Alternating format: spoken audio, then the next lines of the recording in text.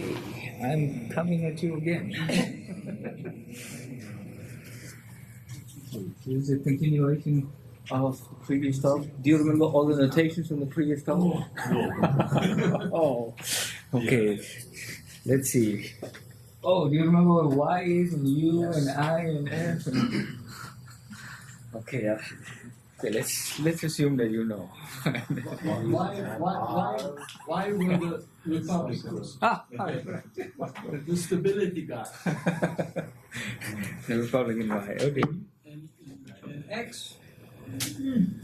These were the guys who like to spend, right? Computational work. Right. Okay, so I guess in this part of the presentation we're going to look at two examples in more detail: the Laplace and Maxwell equation. This is so that you get an idea of how DPG methods are designed. There is something about breaking spaces and forms. We'll have to say what that means, and we'll say what that means in the context of these equations. And then in the previous lecture, we saw that there were three assumptions. One was independent of the discrete spaces. This was dependent on discrete spaces, and this was independent of the discrete spaces. And my intent here is to show you techniques for verifying this and some techniques for verifying this. For some examples. Okay. All right. So the game in designing DPG methods is to take up a boundary value problem, reformulate it in some way in order to write it as an operator equation. And for for a single boundary value problem, there might be multiple ways to do this. Let's shift this, right? And those multiple ways may give you different x's and different y's. But what's of interest to apply the previous philosophy is it's a reformulation where the space y is such that the dual norm can be easily approximated and it can be easily computed. So, with that in mind, here's the definition of the method again. We start with an operator equation, and now I'm only giving you the least square point of view because that's the most compressible into one line. So this is a one-line definition of DPG. We do this least square minimization in a norm that's an approximation of the original dual norm. And when the space y is such that it admits functions without inter-element continuity, or one element does not talk to another, we will call this the DPG method. If you forgot everything about DPG method from the first talk, here's it again. And since I'm doing this again, maybe I take this opportunity to tell you about two relatives of this method. They're very close. If y is L2, then y star is L2, and you don't need to make any approximation to computing L2. So that's one case where if you have a variation formulation from x into y and y is L2, then you can apply this philosophy blindly without any approximations, and you get a class of methods that already exist. Here's a representative paper called fossils. Fossils is first order systems, least squares. Yeah. Least squares. We want to mention why first order. Oh, pardon me? We may want to explain to the others why first order. Yeah, okay. Condition. Right. Okay, so I guess, yeah. So, okay. So when V consists of first order derivatives, when you try to solve this least square problem, you, for example, by normal equations, you do a B star B, and your conditioning is essentially the square of the conditioning of B. So B is first order. This is still an approachable point of view. So if B is kept in second order, then you will terrible condition numbers. Okay. So I should also mention this approach, which is an alternative way to think of this dual norm computation. So what they do is they look at problems where y, for example, y is h1, and the dual space is H minus 1. So that means in order to compute this dual norm, you have to solve a Laplace equation, a Laplace-like problem. So what they propose is don't solve it exactly. Take a preconditional for the Laplacian, and instead of this norm, put that precondition, or the norm generated by the precondition. And they prove that that works. So that's certainly an alternative approach. But we're not pursuing that approach primarily because it doesn't give you locality the way that we have been looking at. You don't get to make your stiffness matrices in a local way or in a parallelizable way on a multiple architecture and so forth. Okay, but it's important to be aware of these alternative pathways. Here is an application slide to show you that this space Y is important. It's important not only for the purposes of computing this dual norm easily and efficiently, but it might also have a bearing on a particular application because you're going to minimize the residual in a certain norm. And if you have some insight, you should pick the norm with all your insight. Okay, so for the wave problem, we have some sort of intuition that says if you're solving a wave problem, you shouldn't constrain the solution too much. This is garbage. This is just intuition. I'm just blah blah blah. Okay, let me show you the picture. So here is a solution of Helmholtz equation, a wave which is basically being held up by the boundary condition or the boundaries. And if you solve it by a least square method, you immediately see it sag down, which shows heavy dissipation. The method is very dissipative, and the dissipation comes up in the form of these sagging from the prescribed boundary condition. So my student Nicole worked on this for a while. She defended and is now working for Intel. So she analyzed this problem and found that if you pick a norm, if you do this minimization, the Y norm in a graph norm where a graph norm has the operator and an L2 part. And if the L2 part is scaled less and less relative to the other part, then you get better performance. And if it's scaled by epsilon, then as epsilon goes to 0, you can actually show that the dissipative errors decrease. Dispersion errors still persist, but dissipative errors decrease. So here is with epsilon equals 1. Here is with epsilon equals 0.1, 0.01, 0.001. At this point, you can't see the difference in the outcome. So this is just to tell you that the norm is important. The norm in which you decide to do the minimization is important. Okay. So the epsilon does not appear in the equation at all. It does. It appears in the norm. Yeah, but you choose it as a parameter in the norm. Yes, exactly. It's not coming from the equation. No, it's not in the B form, but it's in the from the stability. In a problem. Okay, and the other reason for paying attention to this Y is to reiterate the point. You want to make sure that this is easily computable. So you want this computation to be local, the norm computation to be local, and you can arrive at the same conclusion in 3 different ways using the 3 different avenues. If you think of it using the Petrov-Galerkin approach, then you know that this needs to be computed fast, which means this needs to be computed fast, and this ground matrix inversion is fast if you have local spaces that don't talk to each other, those functions don't talk to each other across time. If you think about it from the mixed standpoint, then if you are aware of the static condensation business and so forth, you want this variable to be condensed out in order to get one system for xh, which is positive definite. And this can be condensed out provided the inverse of this block is easy to compute. And that's easy to compute if this consists of DG functions. So whichever way you look at it, you will arrive at the same conclusion. You want spaces that admit discontinuous functions across Hermite basis. I'm repeating the assumptions from the previous lecture. because this lecture will be concerned about verifying these and this. There are a whole bunch of techniques for verifying these two, and there is a different set of techniques for verifying these.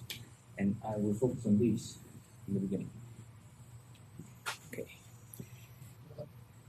Okay, so I'll start with an example. There's going to be two examples. Laplace and Maxwell. This is the Laplace case. This is a Dirichlet problem. How do we revise this formulation or this classical formulation into an operator equation where you have a space x and a space y with the requirement that y admits functions which have no continuity constraints across the element interfaces? Okay, this is the question in the Bible. Okay, so why is this red box? If you don't have any continuity constraints on the function v across element interfaces, you're only allowed to integrate the parts on a single element because it may have a jump across elements. So I'm multiplying this equation by v, integrating it by parts. So that becomes grad, Laplacian becomes grad, and then you have a boundary term. Boundary term has the normal derivative of u and v. This boundary term does not go away because we don't have any boundary conditions at this point. We're just integrating on an arbitrary level. Okay, and what we want is a space like this. We want to end up with a variational formulation, which is with a product space, where the product is a product over all elements, which means these H1 space on one element does not talk to the H1 space on another. So this V is in one of these spaces. Okay, so we're stuck with this term that doesn't disappear. So we unstuck ourselves by declaring it to be an unknown. Okay. We say, okay, this guy, we don't know what it is. That's a flux. And unlike DG methods, we then prescribe flux in some form or other. We say, okay, let this be an unknown together with this guy. And let's see if we can compute the flux and the primal variable together with only the single red space. Okay. So this essentially is a variation formulation. The new variation formulation for the old Laplacian. Now, since this is a different variation formulation from the standard variation formulation, we have to say, how is it that this is wellposed? That is not obvious. Okay, so that means we need to put up a functional framework where we can prove wellposedness of this. This space we already saw in the previous slide. This is, when I put an omega h here, that's the product space. Okay, product over all elements. So that's the space. This space, the function u is in H01. We didn't do much to it, so that's H01. This guy is in a space Q. Okay, it's in some space. We have to talk about this space. Okay. So let's talk about this. Okay, how do we define the space where this guy is supposed to lie? Well, we got this as a normal trace of the original flux. The original flux was in a space called HDiv. HDiv meaning the function has square integrable components and its divergence has square integrable components. So if you have a function in HDiv, you can take its element by element traces. If you restrict a function in HDiv to one element and look at the trace on the boundary of one element, you end up with a function in H minus 1/2 of the boundary. So if I take traces on multiple elements, there are many elements in the mesh, you take traces everywhere, I end up with a whole bunch of H minus 1/2 functions. This object, Qdiv, is simply the range of this trace operator with the understanding its domain is HDiv. Okay, so let's see. So first of all, notice that if I have two elements coming together,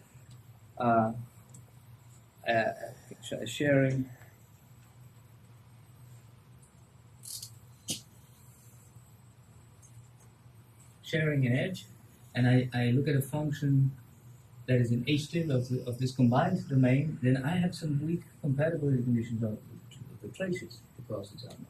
If it's an HDiv of the combined domain, then the normal component must continuously vary. Okay, so even though I say that this goes, this is a mapping into h minus 1/2. Some of these h minus 1/2 values, the h minus 1/2 value from here, and h minus 1/2 value from here must match in some sense. And I'm trying to avoid saying exactly in what sense they are matching. And did I do something?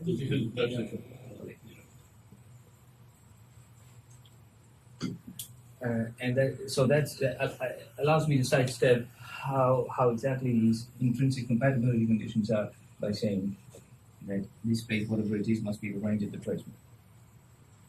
So if I define a space as a range, then there is a natural way to norm it in order to make it complete. And Jay, yeah. Yeah. These spaces are supposed to be coming from you. From you? From you eventually, right? They catch up with normal places from you. The primal unknowns. Okay, yeah. Right? This is coming from the flux. Yes, Which flux is is gravity. radiative. Yes. So it's a normal flux, right? I mean, does that presuppose that gradient of u is an H-diff? Does it presuppose that? Because that's an additional kind of regularity. Yeah, yes, you're For right. general, say, re-entering corners, if you don't have H2 regularity, but a lower order regularity, The corners are okay, including re-entering corners, because assuming that the flux is in H2 is tantamount assuming that the Laplacian of U is in L2. Right? And that's still okay for re-entering corners because the singularities have F in L2. But there is an increased regularity. because, The right hand side is L2. that is the assumption. That's right. The increased regularity is going from H minus 1 to L2 on the right hand side. Yes, Yeah. but by the way, that has always kind of fuzzy. I mean, in a way, the G is something that localizes, and you would say it diminishes regularity constraints, so to speak.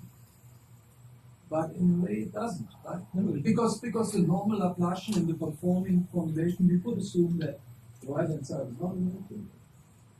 It could be an H minus 1 plus something. H minus 1.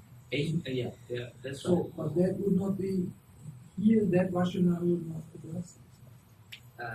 By assuming that the flux is in H2, we're requiring F to be equal. That's right. You can relax that, but it's in practice.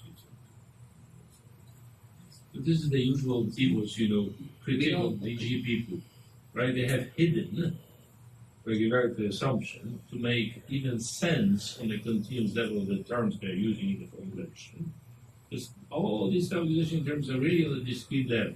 Yes. If you try to interpret them, Normal DG to me is a discrete method. it is. That's what it is. You can But- do everything but- because you have polynomials. But if you try to interpret those terms, then you're seeing that you really are implicitly asking for much more regularity, and then the evil's bound as always. Yes. But this assumption, regularity assumptions are incompatible with what I know about the regularity of the solutions to elliptic problems with corners and interfaces. And this is where they usually become enemies and stop talking to each other. No, but there is no problem with material interfaces or corners because those singularities still produce L2. No, not for us, but I'm talking about many of those DG methods, right? I mean, so we don't suffer from that, but we do assume the right side is L2. I mean, you think about it this way, you break it into the first order system and you look at the assumptions there, right? Because what you have here described right now is equivalent to working with all the mixed formulations they discussed. One of the equations relaxed, the other one not. You look at the regularity assumption corresponding to this partial regularity, that's what you need.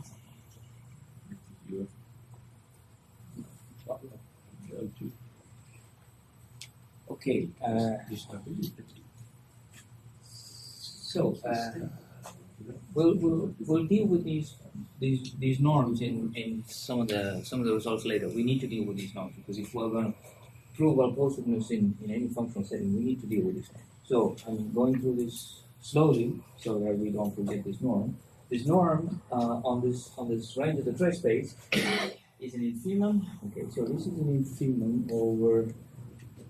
infimum of H-div norms of all functions which are in the pre-image of the trace map. Okay, so things in the pre-image of the trace map can be viewed as extensions. If you're given an object on the boundary, which is supposed to be the trace of some operator, and you look at the inverse of the trace map, you get all things that are extensions. So this is an infimum of the H-div norm of all H-div extensions. R is an extension with this as the boundary data. Okay, so this is a quotient norm, and then some general functional analytic stuff that immediately implies that this norm, the space is complete, and blah blah blah. Okay, so let's proceed. So we have some reasonable spaces. Okay, let's decide to write parentheses and so forth instead of the sums and intervals, so that I can write down the broken form simply as gravity, and this unknown flux acting on the test function B. Okay, so now that we have a functional setting, let's talk about the analysis of this functional of this operator. This is an operator equation when we write it with a right-hand side. But this is, after all, the Laplacian, and we realize we know everything about the Laplacian. We know everything about this form. This is like PD 101. So if you have this form, except if you and me were in the same space, namely H01, then we know that this is coercive, we know everything about this. So if we know everything about this sort of unbroken form, and what we've done is essentially to break this form by introducing this broken space, or the space that doesn't talk to each other, consisting of functions that don't talk to each other across elements. The price we paid was the introduction of this guy by breaking. So can we transfer some of the knowledge that we have here to tell something about the wellposed of this one? This is the issue that I'm going to talk about in the next couple of slides. All right, and I wish to talk about it in an abstract setting, so I can take up the same machinery and hit the Maxwell case also. Okay. So here's the Dirichlet example we just discussed, and here's the abstract setting. In the abstract setting, there's going to be a B0. In the Dirichlet case, this was just the form that we knew from PDE 101. In addition, in the broken setting, there is an interface form, which let's call it B hat, which in the Dirichlet example happened to be this, the action of this H minus 1/2 function on broken H1 functions. Okay, that's B hat. So the blue space, the trial space, had two components: the interior variables, the unbroken variables x naught, and this interface variables q dot n, this guy that we introduced. And the total form was the sum of both these forms, which in the Dirichlet case was the sum of this term and this term. Okay, now we need one more ingredient that we didn't see before. This is the space that does not see the interface terms.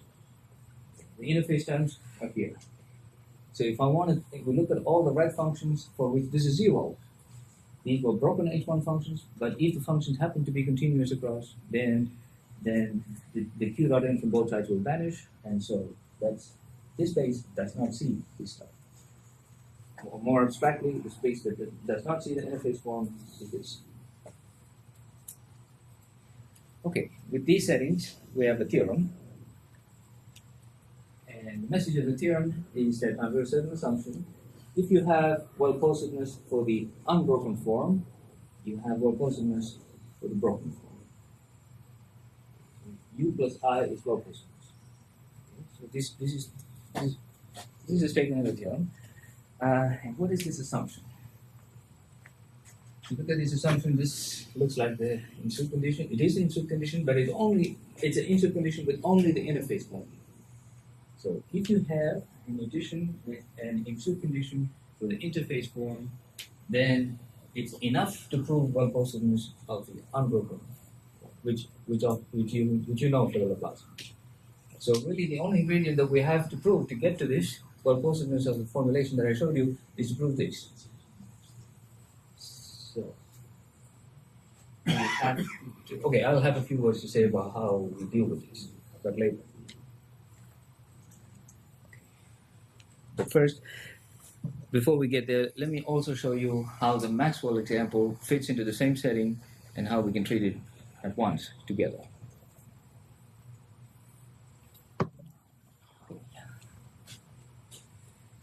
These are the Maxwell equations in the time harmonic regime. That is, instead of d over dt, we have I omegas, because we assume that all time variations are harmonic. Instead of d over dt, we write I omega. Okay. This is the magnetic field, the electric field, and together they form a first order system. And it's standard to write this down as a second order problem and call this the Maxwell equation, for example, as you can see in Peter Monk's book. So you have magnetic inverse magnetic conductivity here, dielectric constants here, and so forth. And this condition is called a perfect electric condition. It insulates the electrical system from the rest of the world. And if the insulated region is such that it's not a resonance, so such that omega is not a resonance, then this problem has a unique solution, and so forth. So there's a whole bunch of theory. Now we're going to do exactly the same technique that we did for the Laplacian. Which, we take this equation, multiply by a test function, integrate by parts, and we find that there are boundary terms.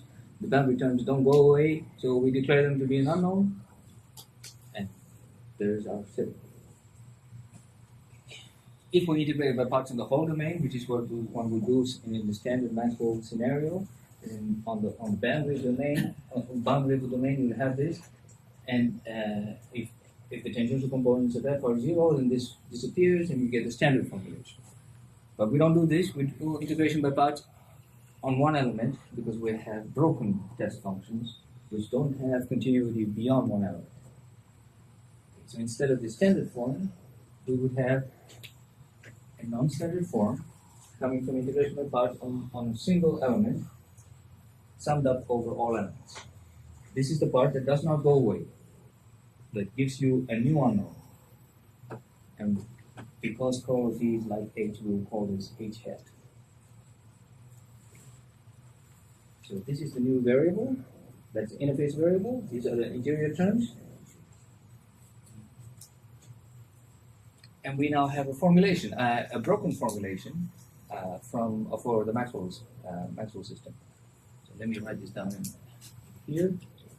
Using the blue and the red terms, we need to find E and H hat, just like we needed to find U and Q hat in the previous case.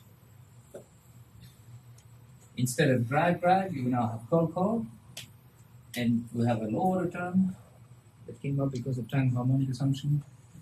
And we have the thing that did not disappear after integration by parts, which we made in the new one.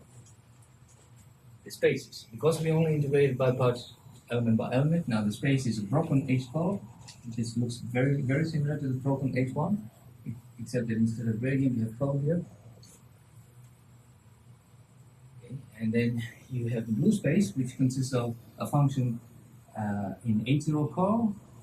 This is the space where curl, distribution of curl is equal to, and a zero tangential conditions. And now we have a Q curl, just like we had a Q div in the previous case. We have to explain this. This is the space where this guy lives. The definition of Q curl is very similar to what we had before. We had a Q div before. Q div used a normal trace.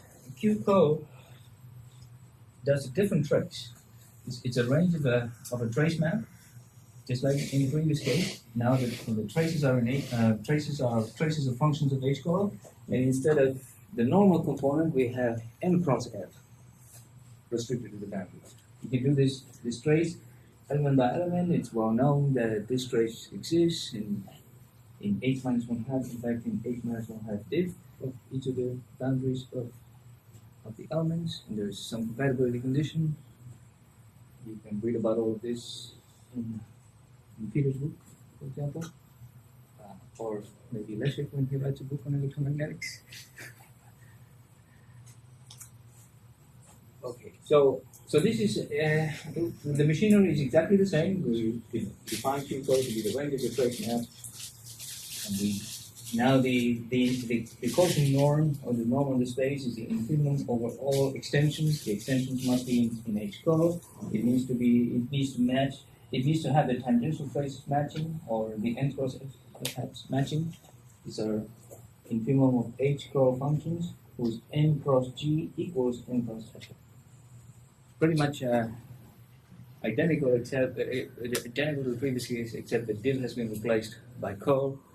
And instead of the simpler scalar h minus 1 half space, now we have a vectorial surface space with an h minus 1 half guys whose divergence is in h minus 1 half, the surface divergence. So this refers to the surface divergence on the boundary of the element.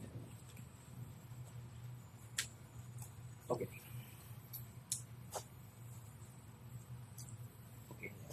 We'll fit this into the previous abstract setting. Here is a Maxwell example and the abstract setting that we saw before. We have this B0 form, which now looks like this instead of grad. We have a B hat form, which instead of n dot, it has n cross. But you see the analogies. B0 and B hat together form the form. So you see that one theorem can handle both cases at once. This was the theorem that I showed you before. The same theorem can handle the well-postedness, provided we can prove this assumption. So, okay. So I think at this point we have reduced the essential technicality to the verification of this assumption for the two basic examples. All right.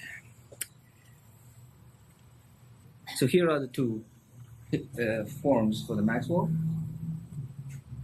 The two missing input conditions. We can. This is what appeared as assumption H for hybrid form in the previous two cases. This one for Maxwell. This one for the Laplace. Okay, so I'm not going to spare any technicalities here. And is there any questions at this point? Okay, so let me give you an idea of how this is proved. This was the condition that we need to prove. The first observation is the definition of this norm. This was an infimum. It was an infimum over all extensions. Here you have the Q-div norm, which is an infimum over all H-div extensions. So you have infimum over H-div extensions, infimum over H-core extensions, and then supremums here. So basically, this what we have to prove is this inf is less than or equal to a sup. Okay, and I'm going to show you that this inf in both cases is actually equal to the sup, and this constant is 1 actually. Okay. Almost a miracle. Okay, so here's the lemma. Okay, I guess I'm going to show it to you for one case, and you will immediately see why it generalizes to the other case.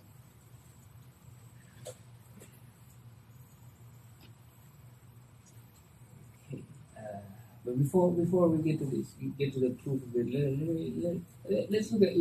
okay, I want to say something more about, just to get a feel for what we're supposed to prove, because the proof is it's a little bit of a circus. Let's see, what is it that we're saying? If we know, okay, so there's some things you have to know. So let me assume that you know this. The traces of functions in H code. There's a well-established trace theory, and we know that there are two types of traces for H code. One is this n cross f, and the other is n cross f cross n, or in other words, just the tangential component. If you're completely disinterested in this topic, then I suggest that why don't you work out a vector identity that tells you that this is equal to the tangential component of V. With the minus sign. Well, okay, there. Oh, no, I'm sorry, I'm wrong. You have to no, plus. Okay, well, it's already an argument, so. Plus. So this in the 5 minutes it takes you to compute that, I will finish this proof and then you can come back on that. Okay, so there are two types of traces. Okay, we need to know this, and these are facts about the H-code spaces. And there's another interesting fact, and these are now we're getting into some deeper results in solid space theory. The range of this trace map on a single element, right, or on any Lipschitz domain, is equal to H minus equal, it's not contained, is equal to H minus 1/2 T. Okay, this requires a characterization of the trace map and so on. Whereas the range of this operator is equal to H minus 1/2 with a surface code here. What does this mean? This means the set of all vector functions whose components are in H minus 1/2, and you take the surface code of it, you expect the surface code to be in a negative order solar space, it's like H minus 1 or so, but if it's more regular, if its code is in H minus 1/2, then you get a space, and that's the space in this case. Okay. So what does the lemma say in the case of one element, when this mesh is just consisting of one? The lemma says this infimum, which is this, the H minus 1/2, is equal to the supremum there, and the supremum, I've copied down the supremum here, except that I now put a tangential component up there. This is a tangential vector field, so it only sees the tangential component here, so that's why I put the tangential component there.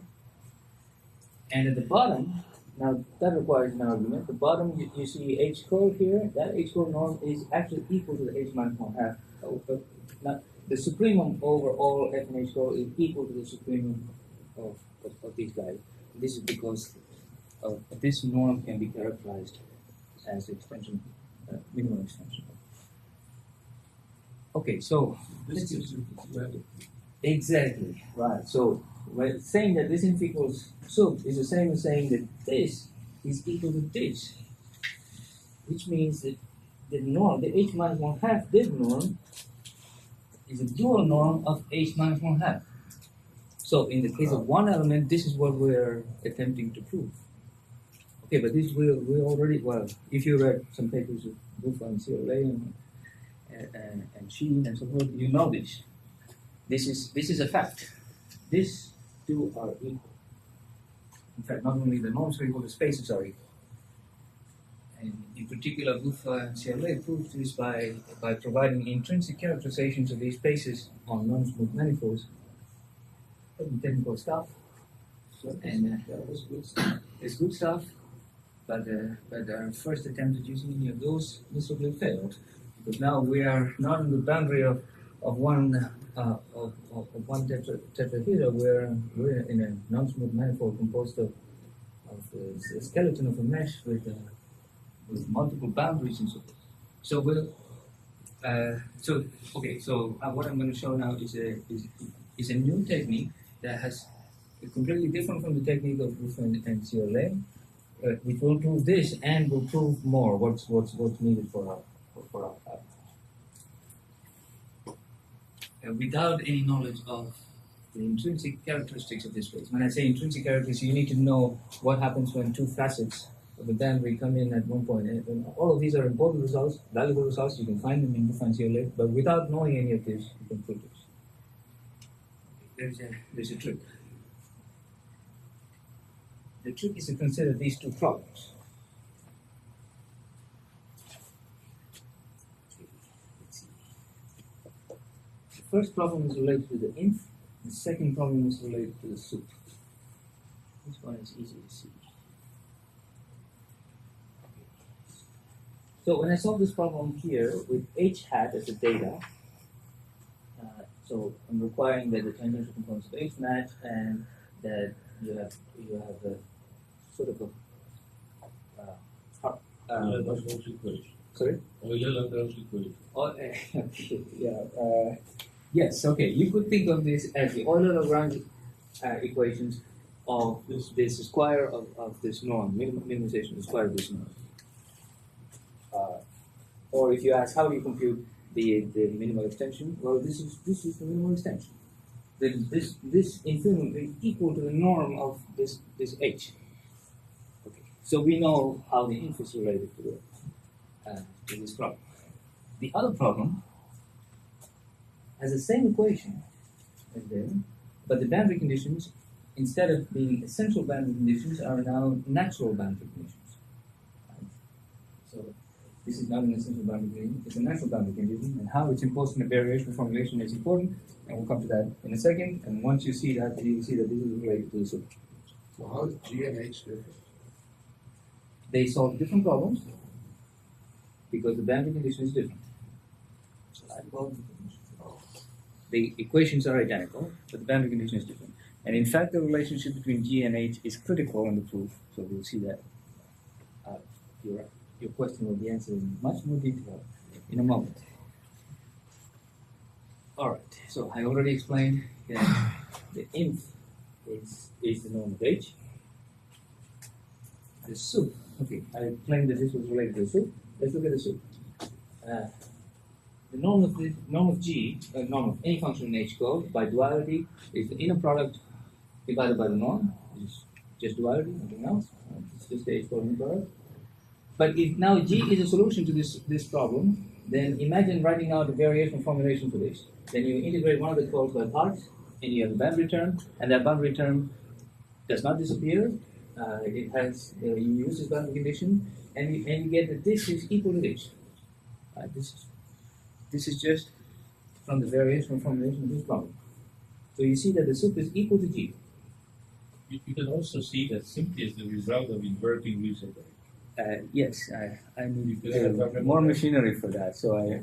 But let me try to say this elementarily, and then you can interpret it. When we're trying to prove inf equals soup, which means we're trying to prove H and G are the same. No. We're trying to say that the norm of H and the norm of G are the same. Okay. So, first observation. H is equal to curl of G. H is not equal to G, but H is equal to curl of G. Why is that? Well, if you put this guy as a new variable, then if you think of this as H, it satisfies the same boundary condition. And if this is H, and I take in one more curl of this, I get the same equation. So if this holds, this holds. And you can prove vice versa. If this holds, then... Okay, so H is... Both problems have unique solutions. So in fact, I only need to show that curl G satisfies these equations. And then I get that H equals curl G. Okay, but that's not enough for this. So this shows you that this term, this norm has two terms, the L2 term and the curl term. So the L2 term is obviously equal to the curl of G. Okay, but what happens to the curl of H? Curl of H is equal to curl of G, which is equal to negative G.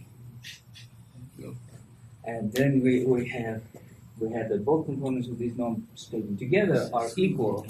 Did you cook that up? We're very proud of that. I mean, we check right and left, and nobody. I have never seen this argument. It's extremely simple argument that slashes complexity of Annalisa's and Patrick's way that work, by about 90%. This is Right. Okay, so there are no questions here. We'll proceed. Okay. Okay, so what have we done at this point? I have shown you how to prove wellposedness of the unbroken formulation. Wellposedness of the broken formulation using the unbroken formulation. There was an abstract theorem which I stated without proof. The ingredient was the inf equals soup lemma that we went over in detail. I went over in detail here for the case of the Maxwell equation, but I didn't say anything about the Laplace case. In the Laplace case, you would have a grad div operator and a div grad operator here, and the argument just goes through. Yeah, same basic idea. you get this kind of wrong Helmholtz problem. So Right. Yeah, right, exactly. Yeah, with the plus sign. Yeah. yes, the right hand side is here. Right. This wrong Sneaky. Yeah. This wrong Helmholtz problem is one of the legitimate variation formulations. You know. Absolutely. Okay. Having shown you this, now I want to tell you that I want to get to some of the frontiers of what we know and what we don't know. Okay, so we know how to do this kind of technique, for many problems. But then we know how to do the other assumption. I should talk about the other assumption too, the photon assumption. We know how to do it for some problems, but we don't know how to do it for many problems. I think we know this better than that. And to show you a little bit more about why I claim that we know how to do the wellposedness better, one example, or a whole class of examples, are offered by spacetime formulations. So in spacetime, here we have space, and here you have the time. But if I pretend the time is just another coordinate, and I apply this whole philosophy, I get stable formulations. The important aspect in spacetime is that you can have a ready-made error estimator. So you can start from day one with adaptivity. And here's an example with a wave operator. Here's a wave operator written out as a first-order operator. And if you have a thin beam that's traveling through time and space, and hitting with Dirichlet and getting reflected off, it chases the beam perfectly. Okay, so certainly this is a methodology that's promising for space-time applications. And you can prove wellposedness using the same techniques that I showed you before. I'm not going to belabor the point, but maybe hopefully I have one slide to sort of give you an idea. This is what we went over in detail. And to show you that this idea can be extended far beyond, not even for total operators, even for general operators. Let's look at an unbounded operator A, which has a certain number of derivatives and reducing summation dimension and so forth. So this operator A generalizes curl, and instead of writing down these two problems, you can now write down these two problems where now A star is the adjoint of A. So what we've done with the curl here is this A star A, and what we've done with the other curl here is the other A star. So what's that? Formula. Formula joint. Formula joint. We're not talking about the condition. Right. Okay, sorry. Yeah. And then there's a boundary operator D that we can understand it as whatever is coming out from the difference in the integration of Laplace. So this D operator, which is n cross h here, D operator generalizes n cross h for general operators. And you can in fact write down when you write D down like this, then D is a bounded operator in the graph space WK. The graph space generalizes H code. Okay, so this is another level of abstraction. We do this, and the argument, the idea is the same. And we get this is how we get the wellposedness results for spacetime from. Because for spacetime formulations, we're able to do this without appealing to Buckner spaces and so forth, and just doing this. Is here. It's a. It's in sign. Just as a field. As a field, yeah.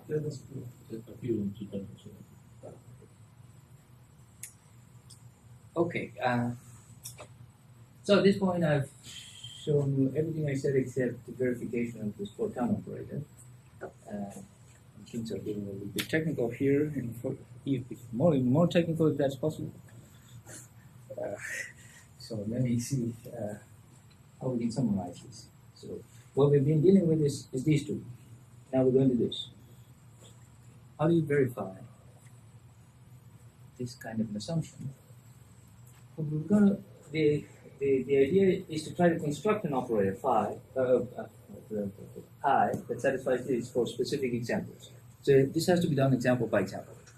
But there are some general feeling, general principles, I guess, and I want to convey that. start with the Laplace case. Here's the B. So what we want is an operator pi that satisfies this. This is the assumption. We have discrete polynomial spaces here and here, and we want to construct a pi that satisfies this. Okay, so pi lands you into a broken H1 space, so it lands you in a piecewise polynomial space. And the polynomial degree of the space into which it lands is up to us, let's say.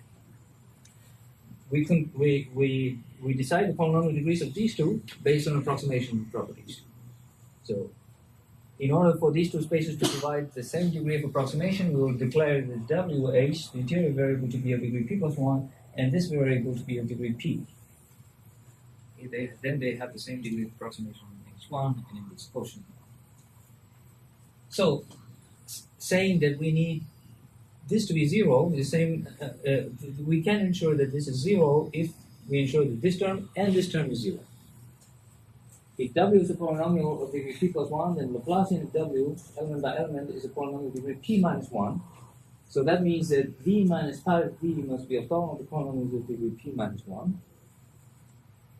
And looking here, this is W is a polynomial of degree p plus 1, so gradient of that is a polynomial of degree p. This is a polynomial of degree p, so this whole thing is a polynomial of degree p. So on the boundaries of the element, you want it to be orthogonal to polynomials of degree p phase by phase, or the normal component of the p plus 1 Dirichlet space. And there is a reason why I'm bringing the Dirichlet here, and we'll see it in a minute. Okay, so the question is, can you make up a pi that satisfies these conditions? Okay, these are local conditions. We should be able to play around and get something, and indeed we do. And before I tell you that we do, let me also tell you what we need for the Maxwell case. In the Maxwell case, we need a pi curl operator. Previously, we needed an operator that I'm calling pi grad now. These are the conditions for pi grad. They're needed for the Laplace example. And if you analyze the Maxwell example, you'll find that, you need another pi, a pi curl that satisfies these. And if you look at some elastodynamic grad div problems, then you need this. So, okay, so let's deal with all of them at once. On any tetrahedron, you can generate operators, local operators, photon operators, that go into polynomial degree p plus 3, broken element by element. This guy goes into the Dirichlet space, broken element by element. This guy goes into the Dirichlet space, broken element by element. And you have these operators that commute, this diagram commutes, and these operators satisfy the moment conditions in the previous line. Okay. And the way you construct it is basically by looking at the degrees of freedom of each of these spaces carefully, subtracting off the moment conditions that you don't have control of, and looking at the remaining degrees of freedom, zeroing them out when needed. That's it. Okay, so we have verified all the assumptions required for the a priori and the a posteriori theory for the DPG method for the Dirichlet problems in view of this photon operator. We've also done it for the Maxwell problem. We had a different photon operator for that. The same three conditions are verified. So we will have the a priori and a posteriori estimates. And to summarize, we have the techniques that we discussed. The integral sup lemma apply even for space-time operators, including the Deriving and the Schrodinger. However, the verification of the photon operator for the space-time setting is anybody's guess. Either we need a completely different technique, or we need a non-photon type of proof.